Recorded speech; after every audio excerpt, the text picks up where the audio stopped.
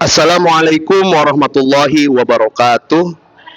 Perkenalkan, saya Wahido Amarsyah selaku guru PAI di SMP Negeri 96 Jakarta, Kecamatan Cilandak, Kota Jakarta Selatan, sekaligus mahasiswa PPG Daljab Batch 3 di LPTK UIN Syarif Hidayatullah Jakarta. Pada kesempatan kali ini, hari Rabu tanggal 8 Oktober 2025, saya akan membuat video pembelajaran uji kinerja di kelas 7 tema menghadirkan sholat dan zikir dalam kehidupan. Selamat menyaksikan. Assalamualaikum warahmatullahi wabarakatuh. Waalaikumsalam warahmatullahi wabarakatuh. Selamat pagi anak-anak. Baik. Apa kabar kalian hari ini?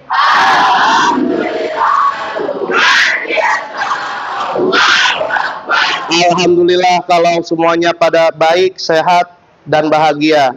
Bapak persilakan ketua kelas untuk memimpin doa. Bersiap. Mari teman-teman sebelum kita bayar kita berdoa terlebih dahulu. Berdoa dimulai. Bismillahirrahmanirrahim. Wa bil Islam dina wa bi Muhammadin nabiyya rasulah wa bi zidna ilma wa rzuqna fahma kami ridho hayatina Islam agama kami Muhammad jadi rasul kami ya Tuhan kami sabarkanlah kami dan berikanlah kami kemampuan kami amin. Memberi salam. Assalamualaikum warahmatullahi wabarakatuh. Waalaikumsalam warahmatullahi wabarakatuh.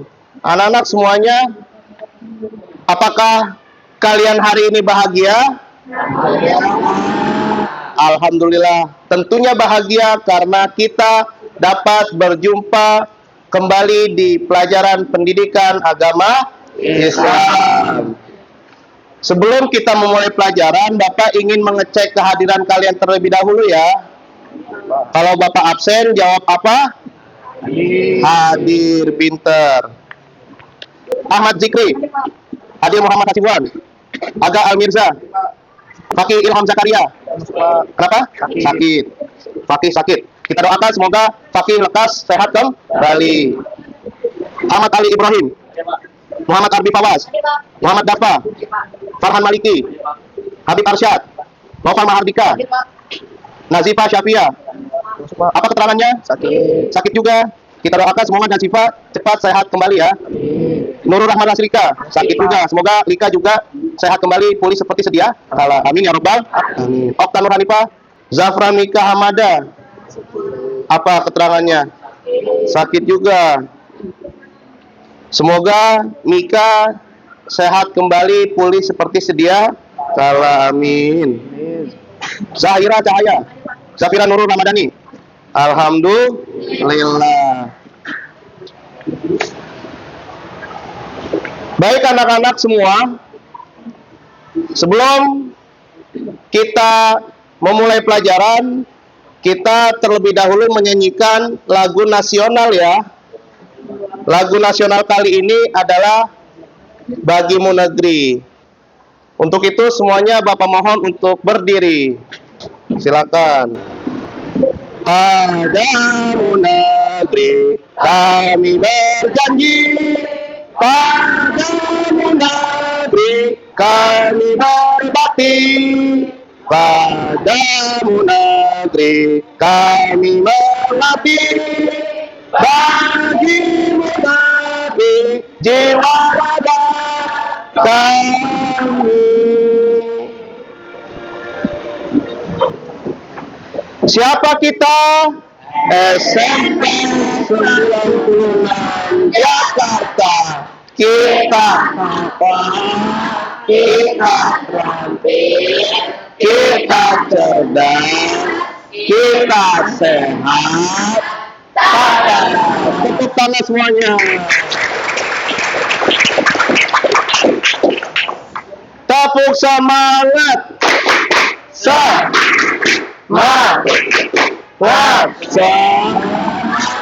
Oke, lagi tepuk tangan lagi. Baik, anak-anak semuanya, dalam mengawali pelajaran kali ini, Bapak ingin menyampaikan tujuan pembelajaran. Yang mana tujuan pembelajaran ini sama-sama akan kita capai ke depannya supaya apa? Supaya pembelajaran yang kita pelajari kali ini menjadi ilmu yang bermanfaat. Terutama ilmu agama tentang sholat. Yang mana ilmu agama ini menjadi bekal kita untuk hidup di akhirat nanti. Nah, maka dari itu pada bab ketiga ini, materi pelajaran kita kali ini itu menghadirkan sholat dan zikir dalam kehidupan. Untuk pembelajaran kita agar terarah, Bapak akan menyampaikan tujuan pembelajaran kita pada hari ini. Tujuan pembelajaran materi menghadirkan sholat dan zikir dalam kehidupan. Yang pertama, peserta didik dapat menjelaskan pengertian, dalil, dan ketentuan sholat. Jadi, harapannya Bapak ingin kalian mengerti dan paham, sehingga bisa menjelaskan pengertian sholat itu apa, makna sholat itu apa, dalilnya seperti apa, dan ketentuan sholat itu ada apa aja. Kenapa? Karena kalau kita beribadah harus didasari dengan ilmu. Seperti itu. Yang kedua, peserta didik dapat menghubungkan hakikat sholat dan zikir dengan pencegahan perbuatan keji dan munkar. Jadi, sholat itu hakikatnya bisa loh mencegah perbuatan keji dan munkar. Nanti akan kita bahas seperti apa pencegahannya.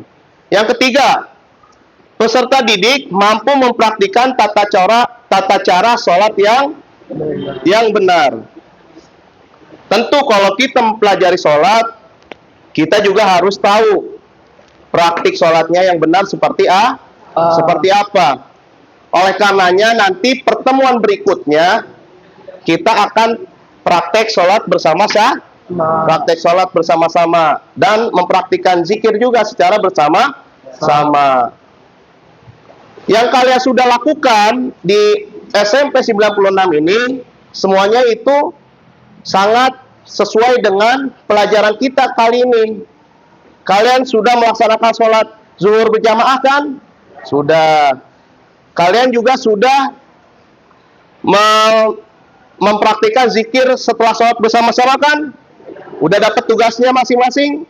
Sudah. Nah, nanti kita akan mempraktikkan tata caranya yang benar seperti apa. Terus yang keempat, peserta didik dapat menjelaskan makna zikir dan doa setelah sholat. Jadi kalian paham zikir setelah sholat itu tentang apa, kita minta apa sama Allah gitu. Bisa. Nanti kita akan pelajarinya bersama-sama. Untuk itu, sebelum Bapak lebih jauh menjelaskan ke depan, sebelum kita melanjutkan ke pembelajaran inti, Bapak ingin tahu nih, arti sholat menurut kehidupan kalian masing-masing. Nah, apa arti sholat menurut kehidupan kalian masing-masing? Siapa mau jawab? Ya, silakan Aga. Sholat dalam kehidupan sehari-hari yaitu bermakna untuk tiang agama dan juga berfungsi untuk mengingat Allah Subhanahu wa taala. Dengan selalu menjaga sholat, maka kita akan mendapatkan ketentraman hati, Pak. Oke, bagus Aga. Tepuk tangan untuk Aga.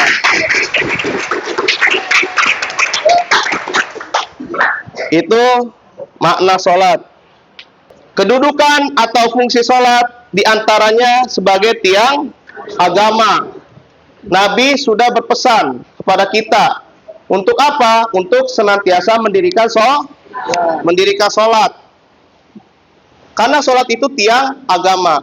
Kata siapa? Kata Nabi Muhammad Shallallahu Alaihi Wasallam. As-sholatu imadud din. Sholat itu adalah tiang agama. Faqad aqamaha aqamad din. Barang siapa yang mendirikan sholat, maka dia telah menegakkan agamanya, agama Islam di dalam dirinya. Gitu ya. Sholat itu juga bisa mencegah perbuatan keji dan perbuatan munkar. Kenapa? Karena kalau kita sholat, kita merasa diawasi oleh Allah. Karena sholat itu adalah momentum di mana seorang hamba paling dekat kepada Tuhannya. Karena sholat itu adalah menghadap Allah Subhanahu wa ta'ala. Seperti itu. Paham sampai di sini?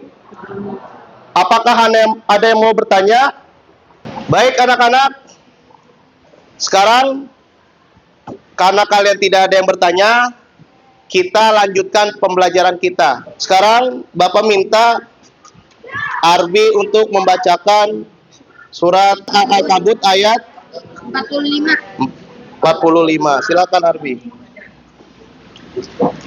A'udzu billahi minasy syaithanir rajim. Bismillahirrahmanirrahim. Utlu ma uhiya ilaika minal kitabi wa aqimis shalah. Innas salata tanha 'anil fahsya'i wal munkar. Wala dzikrullahi akbar. Wallahu ya'lamu ma tasna'un. Alhamdulillah, bacaannya sangat baik sekali. Yang Bapak harapkan kepada kalian agar senantiasa semangat dalam mengaji. Kenapa? Karena mengaji ini sangat penting. Dan mengaji juga bisa memperbaiki bacaan kita. Yang bacaan Al-Quran itu pasti digunakan di dalam sholat nantinya. Itu anak-anak. Bisa kita lanjut? Bisa. Kita lanjut. Makna sholat dan zikir.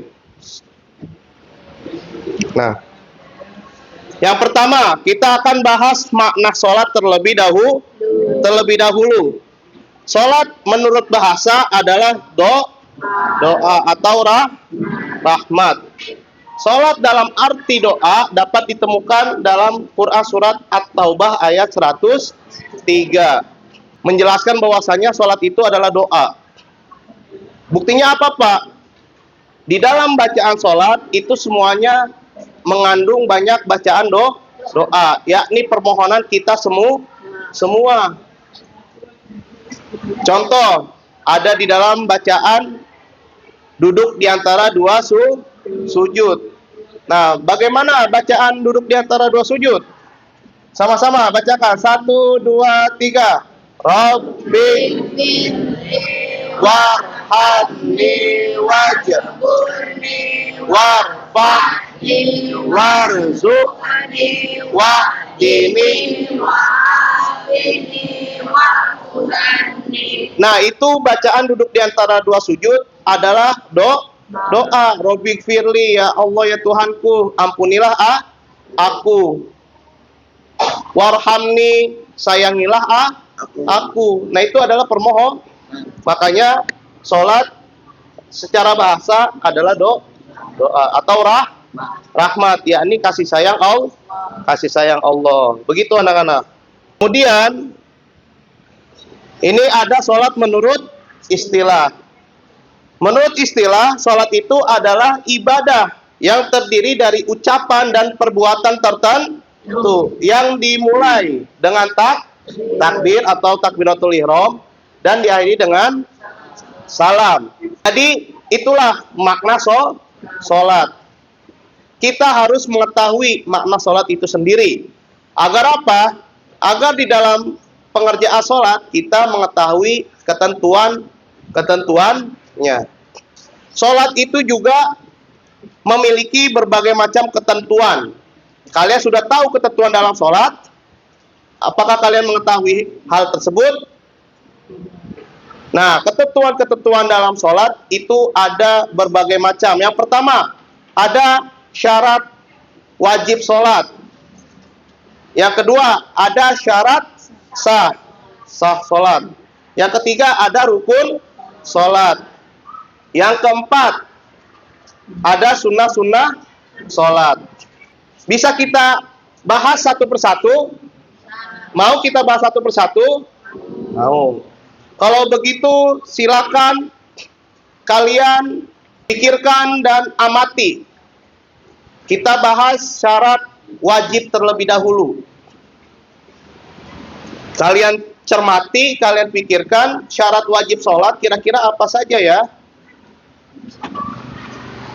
Ada yang tahu syarat wajib sholat ada berapa? Ada 3.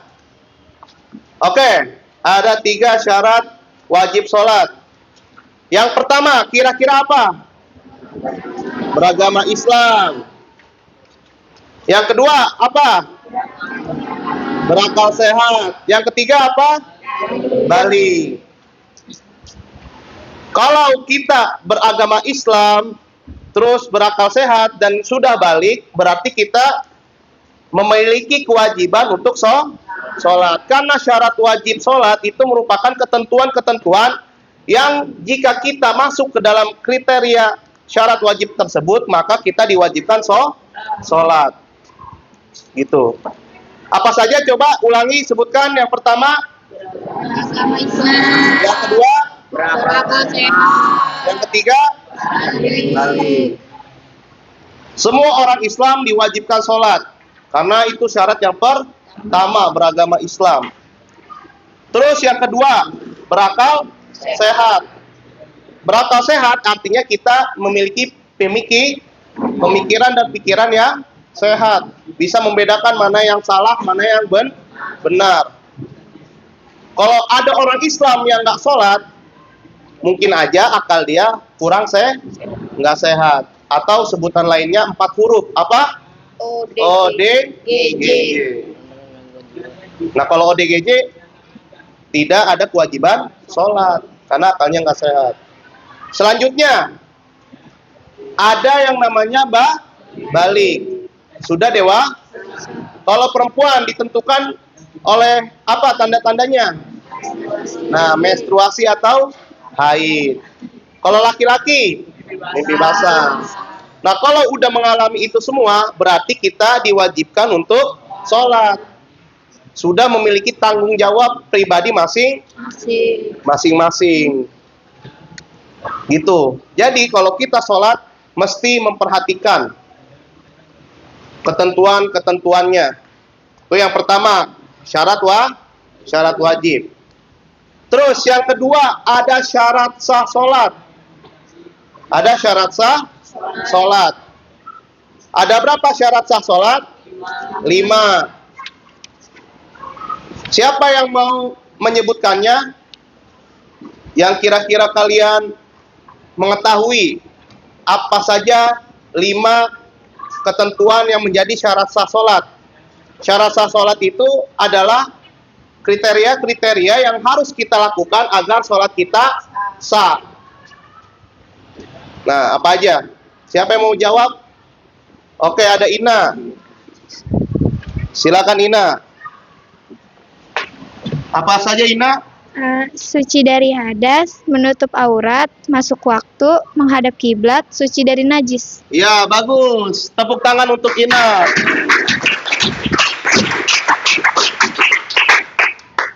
Apa saja?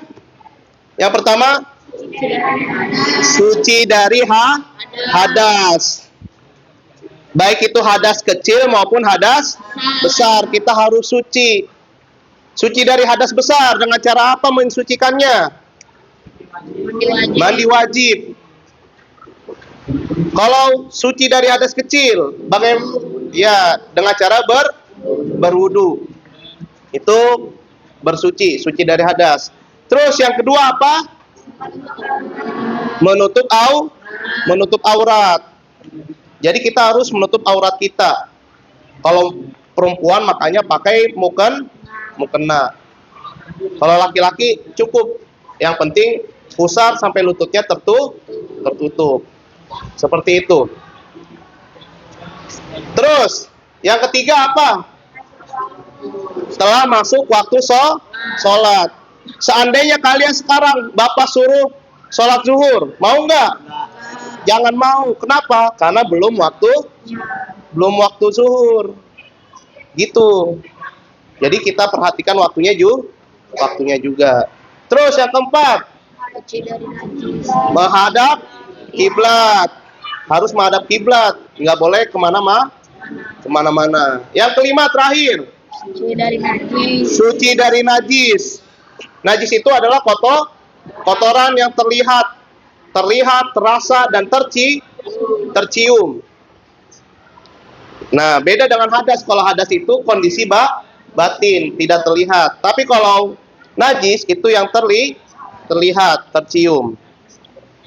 Makanya kita harus bersih tuh badan kita dari najis, juga bersih pakaian kita dari najis, tempat sholat kita juga harus bersih dari najis. Seperti itu. Sampai sini ada yang mau bertanya? Tadi itu syarat wajib dan syarat sah sholat. Kita harus memenuhi semua kriteria dalam syarat-syarat tersebut supaya sholat kita sah, sholat kita diterima oleh Allah. Bersih pakaian kita dari najis, bersih badan kita dari najis, bersih tempat sholat kita dari najis.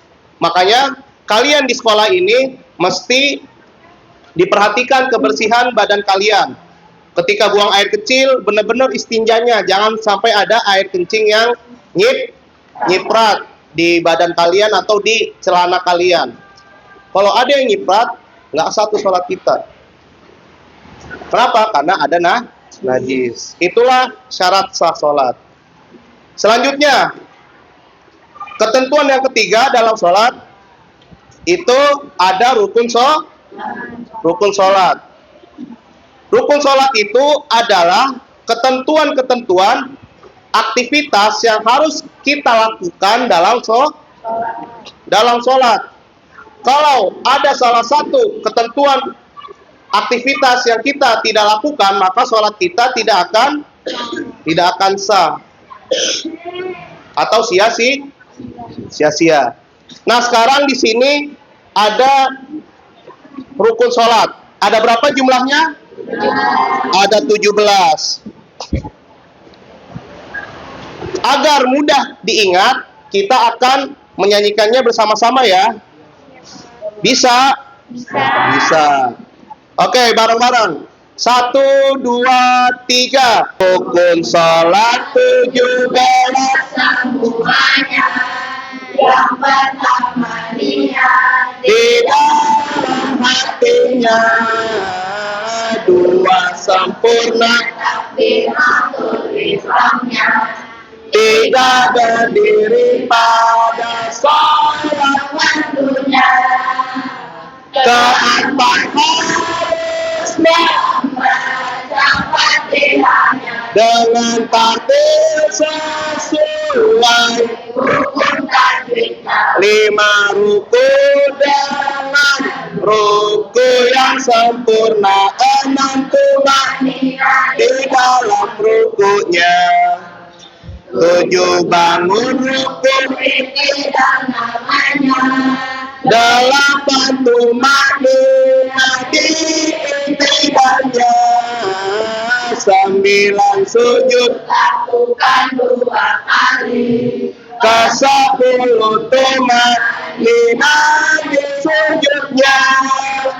11 duduk antara 2 sujud. 12 tumanina di sujudnya. Yang ketiga tahiyat akhirnya 14 huruf tahiyat akhirnya 15 baca sholawat salam atas Nabi sallallahu alaihi wasallam pada saat duduk tahiyat akhirnya 16 assalamu alaikum kearahnya itu wajib hukumnya itu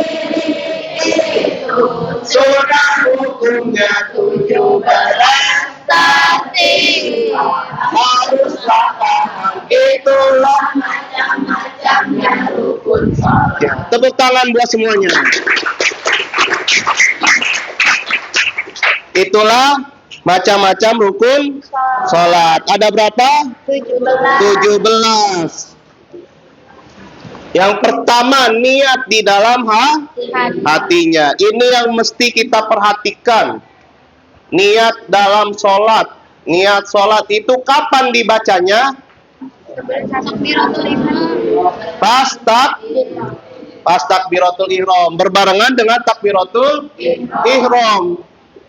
Ketika kamu baca Allahu Akbar, nah itu sekaligus kamu baca niat dalam hati. Yang pertama niat di dalam hatinya. Dalam hati itu niat. Kalau diucapkan itu namanya melafalkan melafalkan niat. Gunanya apa untuk melafalkan niat sebelum sholat? Agar sholat kita lebih fokus, lebih bisa mudah konsentrasi. Tuh. Yang pertama niat dalam hatinya. Berbarengan dengan takbiratul ihram. Takbiratul ihram itu apa? Mengucap takbir yang pertama, Allahu Akbar. Ihram. Ihram itu berarti diharamkan semua aktivitas yang di luar dari gerakan sholat. Jadi selain gerakan sholat yang kamu lakukan dalam sholat, itu bisa membatalkan sholat. Gerak aja bisa membatalkan sholat apabila gerakannya itu 3 kali berturut-turut. Makanya kalau sholat jangan sampai bercanda, jangan sampai apalagi sampai senggol-senggolan. Itu bisa tidak diterima sholatnya, sia-sia. Itulah rukun sholat. Semua aktivitas yang wajib dilakukan di dalam sholat, wajib. Kalau tidak dilakukan, berarti sholat kita tidak akan sah. Seperti itu. Paham sampai di sini? Apakah ada yang mau bertanya terkait rukun sholat? Oke. Kalau tidak, berarti kita lanjut ke ketentuan berikutnya. Tadi rukun sholat yang wajib. Sekarang kita bahas yang sunnah. Sunnah dalam sholat. Sunnah dalam sholat ada berapa macam anak-anak? Ada dua. Sunnah dalam sholat ada dua. Ada sunnah ab'ad dan ada sunnah hayat. Apa kalian sudah tahu sebelumnya? Belum. Kalau belum, apakah kalian ingin tahu? Mau ya? Oke. Kalau kalian ingin tahu, kita akan bahas sunnah dalam sholat. Ada sunnah ab'ad dan ada sunnah hayat. Sunnah ab'ad.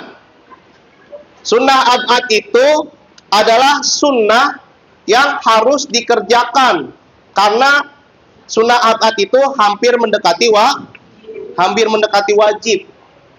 Hampir, berarti lebih baik dikerjakan. Apabila sunnah ab'ad itu ditinggalkan, apabila sunnah ab'ad itu tidak dikerjakan, maka kita harus menggantinya dengan sujud sahwi. Gitu, karena sunnah ab'ad itu tadi hampir mendekati wajib. Nah, apa saja sunnah ab'ad itu? Yang pertama yang menjadi sunnah abad adalah yang pertama tahiyat awal. Yang pertama ada tahiyat awal.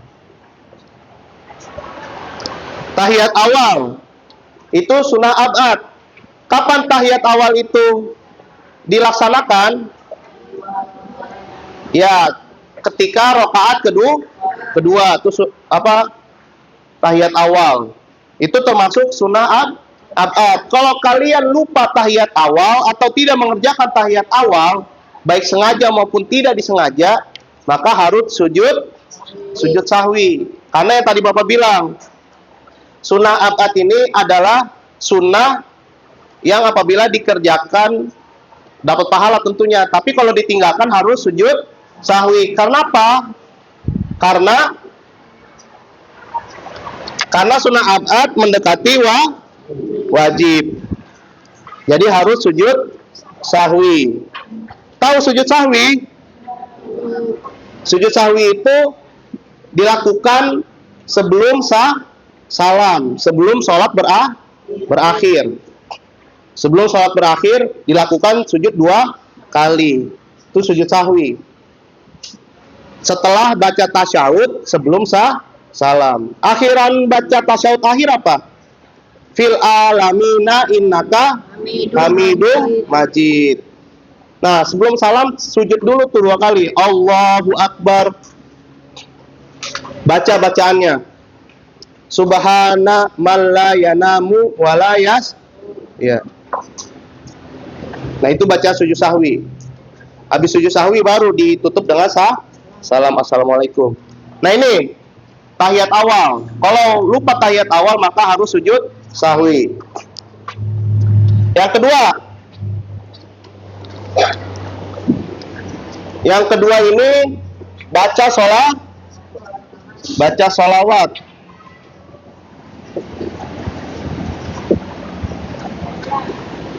kepada keluarga Nabi. Keluarga Nabi dalam tahiyat akhir.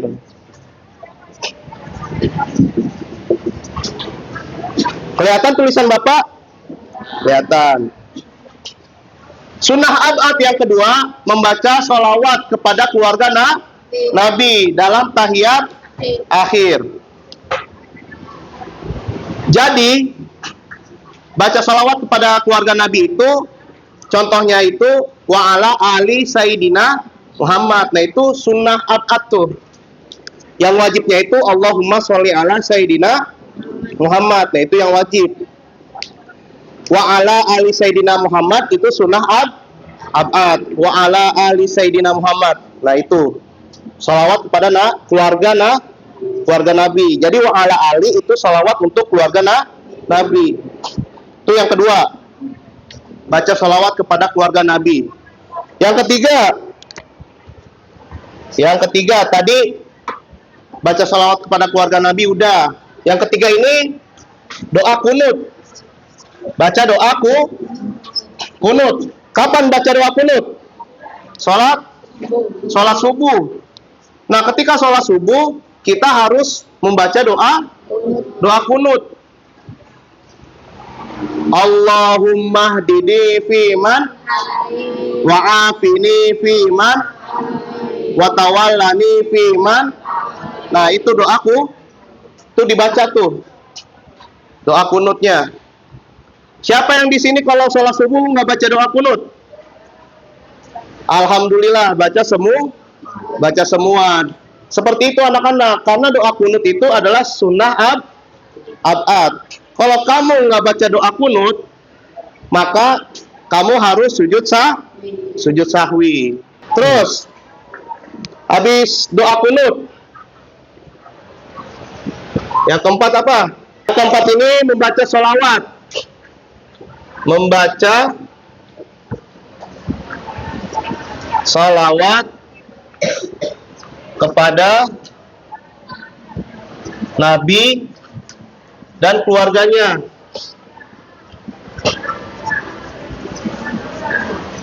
dan keluarganya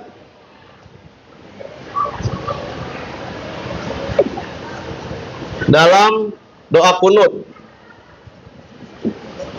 Nah, bersolawat kepada Nabi dan keluarganya dalam doa kunut. Harus tuh, karena itu sunnah ab'ad. Akhir doa kunut itu kan bunyinya wasallallahu ala sayyidina Muhammadin nabiyil ummiyyi wa ala alihi wa sahbihi wasallam. Nah itu wa ala alihi itu kepada keluarga Nabi. Inilah sunnah ab'ad. Jadi mesti kita perhatikan. Kalau sunnah hayat itu berarti kebalikannya dari sunnah ab'ad. Tadi kan sunnah ab'ad itu harus dikerjakan kan, karena mendekati wajib. Jika tidak dikerjakan, maka harus sujud sahwi, itu ab'ad. Tapi hayat itu kebalikannya. Hayat itu sunnah yang bila mana ditinggalkan tidak perlu sujud sahwi, seperti itu.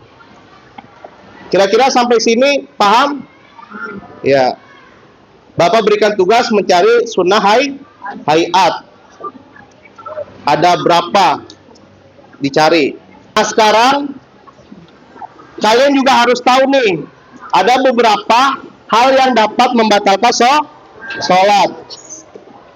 Karena kan tadi kalian udah tahu di rukun sholat ada takbiratul ihram. Takbiratul ihram itu kalau kita udah takbir, maka setelahnya kita itu diharamkan untuk melakukan di luar gerakan-gerakan sholat. Makanya yang pertama, ada berbicara dengan sengaja, itu bisa membatalkan sholat kita. Betul nggak? Ya, kalau berbicara dengan sengaja itu bisa membatalkan sholat kita. Yang kedua, apa? Banyak melakukan gerakan di luar sholat.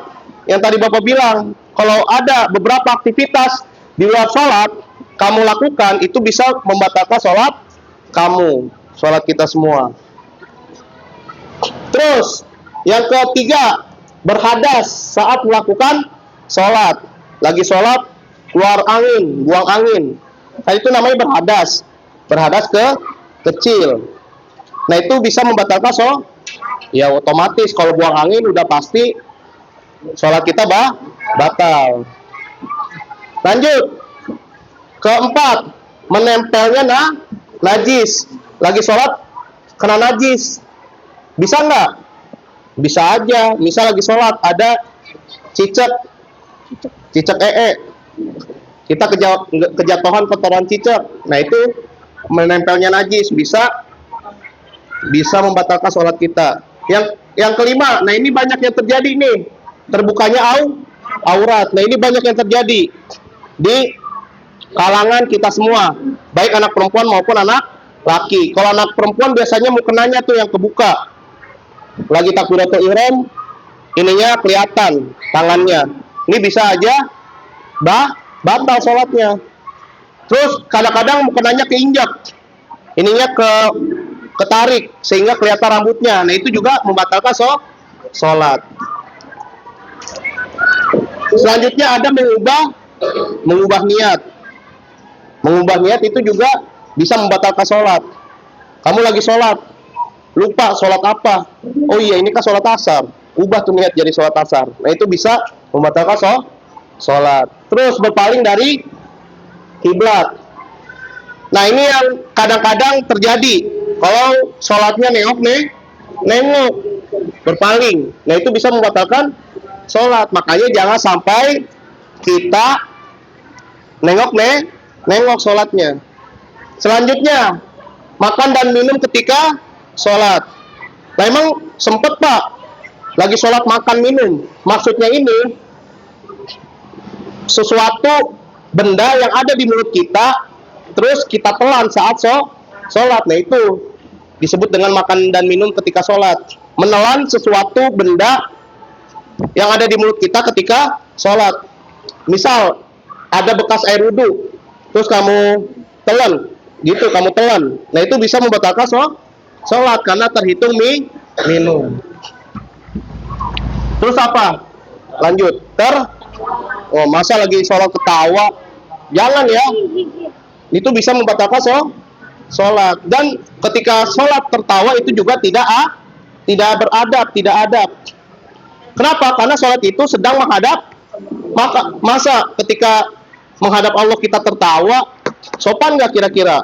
Enggak, makanya jangan tertawa. Karena itu bisa membatalkan sholat dan juga tidak beradab. Selanjutnya terakhir.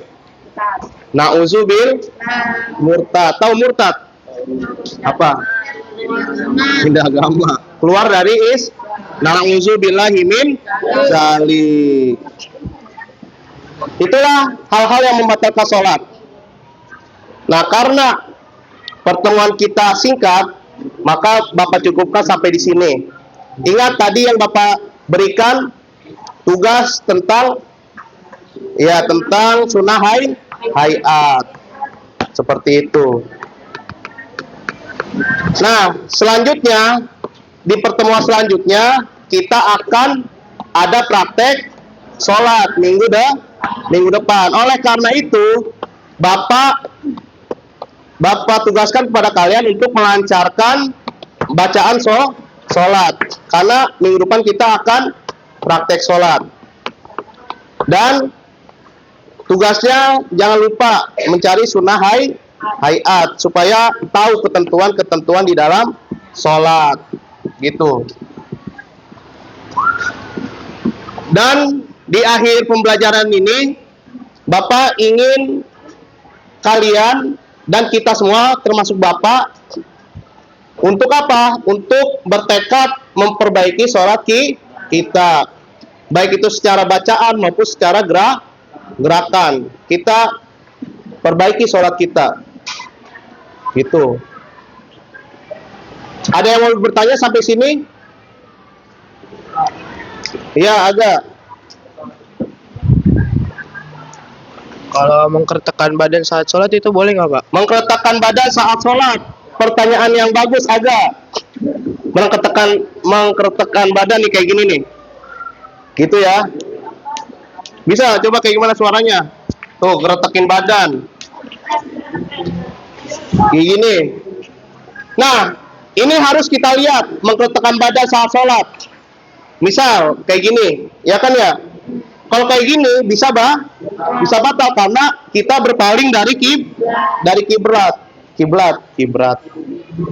Terus apalagi kalau gerakannya berlebih dari 3 kali gerakan, nah itu bisa membatalkan sholat juga.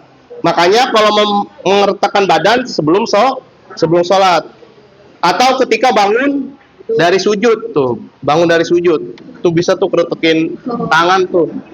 Tapi jangan sengaja, karena bisa membatal. Nah gitu ya, kalau keretekin badan gini nih, nah itu bisa batal tuh karena berpaling dari kiblat. Begitu Aga ya. Sudah paham Aga? Alhamdulillah. Ada lagi yang mau bertanya? Silakan Abi bertanya. Pak, kalau misalkan kita sholat terus pakai kaos kutang kan itu apa tuh namanya, udelnya ketutup Pak. Iya, ketutup. Tapi bagian keteknya itu kebuka Pak, terus kayak gimana Pak? Oke, pertanyaan yang bagus dari Arbi. Kalau kita sholatnya pakai kaos kutang, tahu kaos kutang? Kaos dalam, ketekan. Gimana Pak? Soalnya kan udulnya ketutupan. Nah, auratnya sudah tertutup. Kira-kira sah nggak kalau auratnya sudah tertutup? Sah. Kalau pakai sholat, ya kalau sholat pakai kaos kutang, sah sholatnya karena badan kita tertutup, asalkan pakai celana panjang. Tapi pertanyaannya, kan sholat itu menghadap Allah. Menghadap Allah pakai kaos kutang, sopan nggak kira-kira? Oh tidak. Jadi minimal kaos, tapi kaos saja itu kurang sopan karena kurang rapi. Kita menghadap Tuhan loh, makanya harus rapi. Minimal baju kemeja atau koko. Selanjutnya ada pertanyaan. Ayo Ina. Itu kan ada dijelaskan hal-hal yang membatalkan sholat. Iya. Salah satunya berpaling dari kiblat. Iya. Kalau semisalnya kita lagi sholat, ternyata kita salah kiblat, dan kita baru mengetahuinya setelah Sholat. sholat, dan ternyata waktu sholat itu tinggal dikit, apa yang harus kita lakukan? Oke, bagus pertanyaannya Ina. Jadi Ina bertanya, kan berpaling dari kiblat itu bisa membatalkan sholat. Terus gimana kalau kita nggak tahu arah kiblat? Kita sudah menghadap ke arah sana. Ketika selesai sholat, kita baru tahu kiblatnya salah ya. Sedangkan waktunya udah habis, udah mau habis. Itu gimana? Ya karena kita baru tahu dan sholatnya udah mau habis, ya nggak apa-apa. Tapi kalau masih ada banyak waktu sholatnya, kita lebih baik sholat ulang, sholatlah lagi, gitu. Kayak itu pernah tuh Bapak di tempat teman, di rumah teman. Bapak kira mah ke sana, ya udah Bapak sholat. Karena harusnya bertanya seperti itu ya, bukan mengira-ngira. Bapak nggak nanya, udah sholat selesai, baru ditegur sama teman Bapak. Lah, kok sholatnya ke sana, harusnya ke sana. Ya udah Bapak ulang lagi sholatnya. Kenapa? Karena masih banyak waktu sholat, jadi diulang lagi. Seperti itu Ina ya. Bagus pertanyaannya. Ada lagi yang mau bertanya? Oke, tidak ada. Kalau tidak ada, yang tadi Bapak bilang, kita sama-sama memperbaiki sholat kita semua. Makanya minggu depan kita akan praktek sholat. Yang tadi Bapak minta, dilancarin bacaan sholatnya dan dicari sunnah hayatnya, gitu. Paham? Baik, terima kasih anak-anak sekalian atas pertemuan kita pada hari ini. Semoga pertemuan kita memberi manfaat bagi diri kita semua, terutama di dalam pelaksanaan sholat kita. Agar apa? Agar kedepannya sholat kita semakin lebih baik dan lebih baiklah lagi. Gitu. Silakan Bapak akhiri pertemuan kali ini dengan baca hamdalah. Alhamdulillahirabbil alamin. Bapak serahkan kepada ketua kelas untuk disiapkan. Bersiap. Mari teman-teman, sebelum kita mengakhiri pembelajaran kali ini, kita berdoa terlebih dahulu. Berdoa dimulai. Bismillahirrahmanirrahim. Subhanallahumma wa bihamdika asyhadu an la ilaha illa anta astaghfiruka wa atubu ilaik. Memberi salam. Assalamualaikum warahmatullahi wabarakatuh. Waalaikumsalam warahmatullahi wabarakatuh. Terima kasih anak-anak semuanya.